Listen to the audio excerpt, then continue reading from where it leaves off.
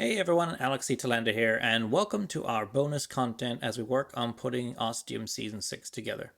We're continuing with our Behind the Ostium series as we go in depth with the making and discussion of how each episode of Ostium came to be, as well as much more. I am joined by Dwayne Farver, a big fan of the show and creator of the spin off podcast Manifestations. If you enjoy the Behind the Ostium series, you can get full access to over 50 episodes right now by supporting Team Ostium on Patreon at patreon.com/ostiumpodcast. You'll also get access to a bunch of other bonus content on there too. Once again, that's patreon.com/ostiumpodcast. We'll continue working on getting Ostium Season 6 ready for release in 2022, but for now, sit back and enjoy another episode of Behind the Ostium. Episode 27, The Other Side. Originally, this was going to be Jake's story of what happened to Jake, and that was the plan, I think, for the rest of the season to explain him of what was going on with his side of the story in Ostium, and if he'd survived. But I realized at this point, as I was doing the Enigmatic Mysteries of the Unknown and that kind of mini-series with Dave, and really, I think at this point I'd released them too on the regular feed and all that stuff, that I'd realized that had become a bigger part of the Ostium story too. It wasn't just a little aside like the Ostium files, and that I needed to join it up with the main storyline and make it a part of it. But when I did that, I knew also I could just assume that all the listeners had listened to all the previous material of this bonus stuff. So that's why I had to have Dave going through a similar thing like Jake, where he'd have to face the blackness and go through his own transition and changing, and then have to explain all the events kind of that led up to that, and what led to him being in the state he was.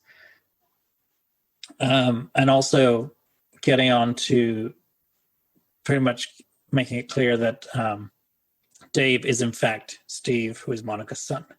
We don't officially have the meet up until the following season, but we get to see it and understand what's going on here with that. With Dave in this place, I was definitely going for a specific feel, a sense of helplessness and doom.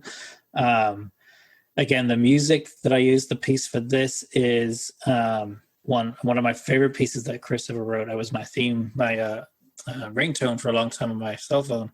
And he didn't actually name any of the pieces, so when I got them, I listened to them and then I'd name them. So this particular piece was called "You Are Being Followed," and I really felt like it set the tone so well for the episode that I'd already written, of just how with Dave explaining his story and going through everything going on, it really fit the tone perfectly. And then with him being followed in this weird, bizarro ostium, it was just perfect.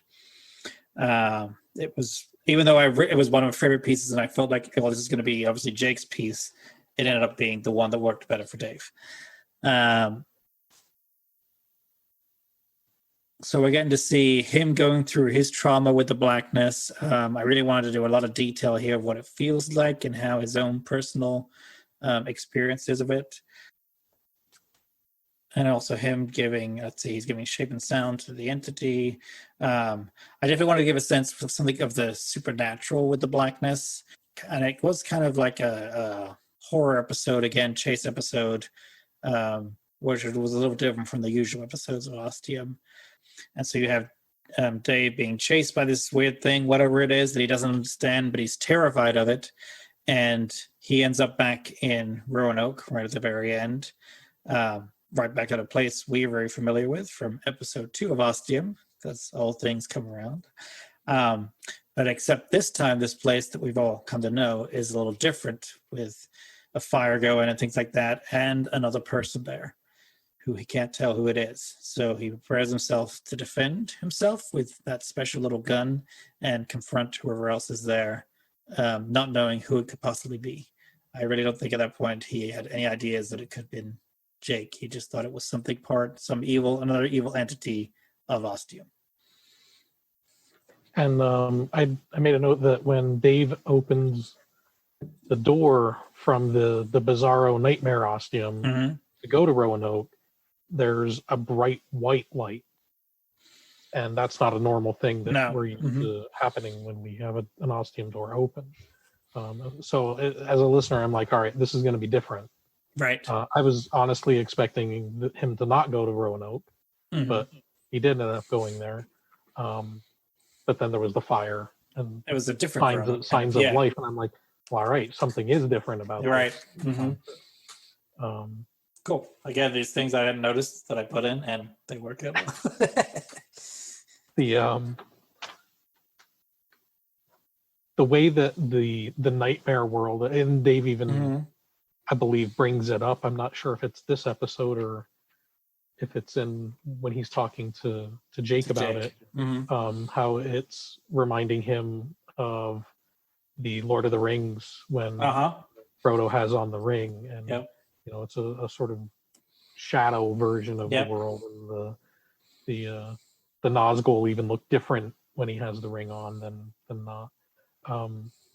That in my mind, I was able to easily see this nightmare version of Ostium, and then the whole this unknown voice that is and the creature that's walking around there that seems ancient, but is easily able to.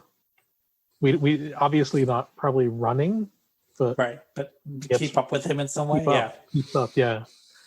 Like distances don't seem to matter that much. Yeah.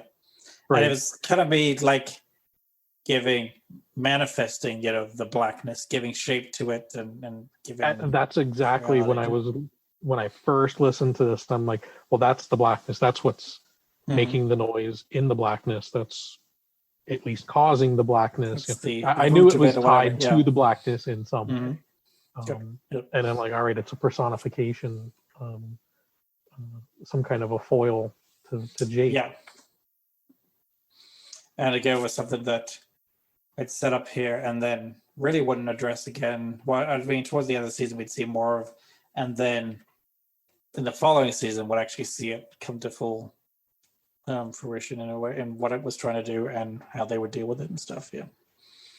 Kind of making up a big baddie for the show. You need one. Yeah.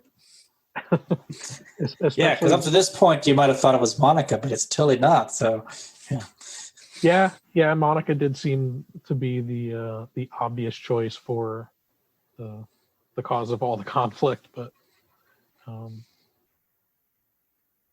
I think you were talking earlier about trying to, I guess, quote unquote, redeem Monica in the listener's eyes, and I think that all of the episodes do that. She's being honest now to us, and at least explaining why she did what she did, and it happens in a way that's natural and believable, and does make us feel a little empathy for her. And again, that's probably why I felt I had to give her, when it felt like she needed 6 episodes, to give her those 6 episodes, because she needed that many to tell the story. Because we knew Steve was, you know, close to her, and you know, originally we think it's, you know, her husband or something to that effect, and we find out it's her son, and we're like, all right, you're going to do things for your son that you probably wouldn't do for anyone else. Okay, exactly. Yep. And then we find out the real story, and you know how she knows the Ostium network probably doesn't have Steve's best interest in mind. They just want to. They have an end goal, and he's the means to that end. Now, I can't remember if I ever made it totally clear at this point, but did you know that Dave was probably Steve? Or... No. Okay. No, I mean, I guess there were. If you did and you wrote it in, I didn't catch it. I don't know if I wrote it in, but I knew at this point, I think, but I don't know if I didn't want to reveal it yet. Putting hints in there, but I believe she adopted him from England. She was working in England at the time. And obviously, Dave has a British accent, so that could have been a clue. But I was not aware. I at the time I was probably thinking more about what was going on with the Ostium network, who was in charge, and what their real goals were. I think me wanting to bring Dave into the main story of Ostium too was, as we just see through the season so far too, with some other new characters and stuff, to kind of grow the show with more people other than just Jake and Monica. Not that there was anything wrong with that necessarily, but just because we've been going on now into the third season and becoming a bigger show, to add more people into it. And it wasn't necessarily, I want to put myself in the show because I do the voice of Dave or anything like that, but just it felt right to bring this character in, and then knowing, as I did at that point, that it was also her son. He would have to be part of the show.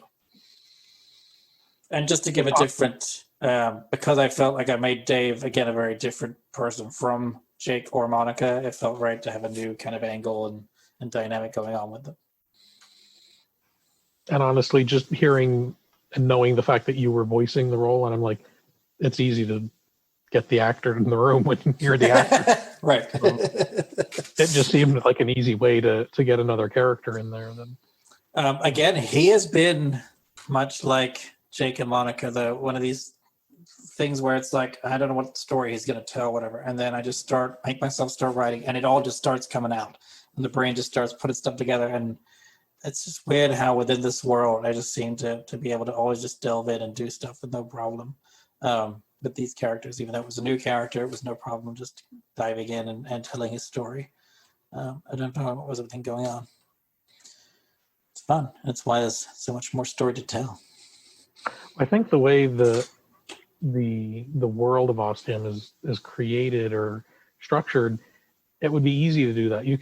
There were 3 restaurants and a couple cafes or something in the Rock.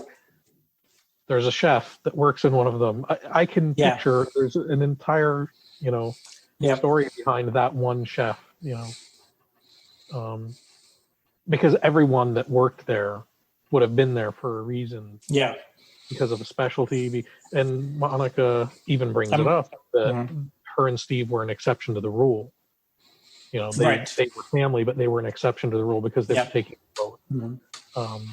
So everyone else there is in the same boat where they had no ties to the world, so they were willing to come to work here. And also very likely had some interesting sort of life up to that point that they were going to be able to contribute something to Ostium too. Like Monica's talking about her backstory, and we find out that she did come into some money because of the accident with her family. Yeah. And she tried to put it to good use. She got an education, but she tried to use the money to help. To not just get richer, but to help others. Yeah. Yeah. And that she passed that along in Steve too. Yeah, that was pretty evident too. I believe she mentioned something about she wasn't ready to be a parent. Didn't think she wanted to be a parent, but at that moment she knew that's what she wanted to do, she needed to do. And as a parent, I can tell you, you never will tell yourself that you're ready to be a parent. You just got to do it. That's how it always is. Because if you keep waiting and pushing it off, it will never happen.